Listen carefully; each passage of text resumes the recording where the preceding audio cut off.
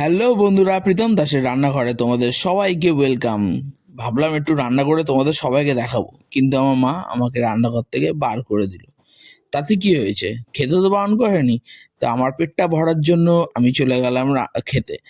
তো মা হচ্ছে এখন ভাত বাড়ছে, আর ভাতের সাথে হবে কষা কষা মুরগির মাংসের ঝোল। এইটা খেয়ে সন্ধ্যাবেলা নির্লজ্জ মতন বেরিয়ে পড়লাম আড্ডা মারতে আর টাইমটাকে নষ্ট করতে। তো তোমাদেরকে একটা জিনিস দেখিয়ে দিচ্ছি, এই যে ক্লাবটা দেখছো, এই ক্লাবটার মধ্যে আমার দাদার বিয়ে হবে। আর তাই জন্য এই রাস্তার মধ্যে দিয়ে আমি হাঁটছি তোমাদেরকে দেখানোর জন্য। তো এই রাস্তাটা দেখে নিলে, এবার আমার মুখটাও দেখে নাও। কত সুন্দর মুখ আমাকে ভগবান দিয়েছে, আহা।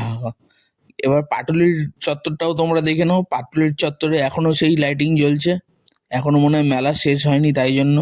তার পাশে দেখছি এখানে একটা লাল চকচকে ধবধবে গাড়ি। তারপরে দেখছি এখানে একটা বহুত বড় সাধ্য বাড়ির প্যান্ডেল হচ্ছে, জানি না কিসের জন্য এটা প্যান্ডেলটা বানিয়েছে। তারপর পশ্চিমবঙ্গের উন্নয়ন দেখতে দেখতে বাড়ির দিকে রওনা দিলাম। ভিডিওটা ভালো লেগে থাকলে লাইক করে দিও, আর নতুন কেউ থাকলে সাবস্ক্রাইব করে দিও। বা